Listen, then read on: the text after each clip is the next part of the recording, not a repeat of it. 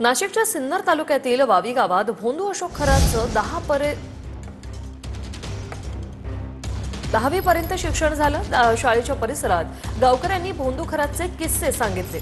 स्वतःला अंकशास्त्रज्ञ सांगणारा हा भोंदू खरात 10वी नापास आहे, तर तो कॅप्टनही नाहीये। भोंदू गावातून अंडे चोरून विकत होता। गावकऱ्यांनी ही माहिती दिली। भोंदू खरातमुळे आमच्या शाळेचं नाव खराब होतंय, गावकऱ्यांची भावना। नक्कीच त्यांच्यामुळे आमच्या शाळेची बदनामी झालेली आहे। कारण का या शाळेचं नाव कुठेतरी चांगल्या पद्धतीने निघायला हवं होतं, तर ते अशा पद्धतीने निघतंय। शाळेत जरी होते ते तरी ते इथल्या या पूर्व भागात त्यांना, सिन्नरच्या पूर्व भागात त्यांना कोंबडी चोर म्हणूनच ओळख आहे त्यांची। शाळेत घरून येताना शाळेत अंडे चोरून आणणे, कोंबडी चोरून आणणे हा त्यांचा मुख्य हे होतं।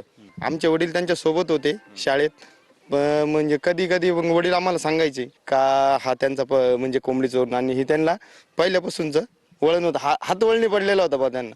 पण या माणसामुळे, या कॅप्टन खरातमुळे आमच्या वावी गावाची देखील आज पूर्ण खराब नाव झालेलं आहे।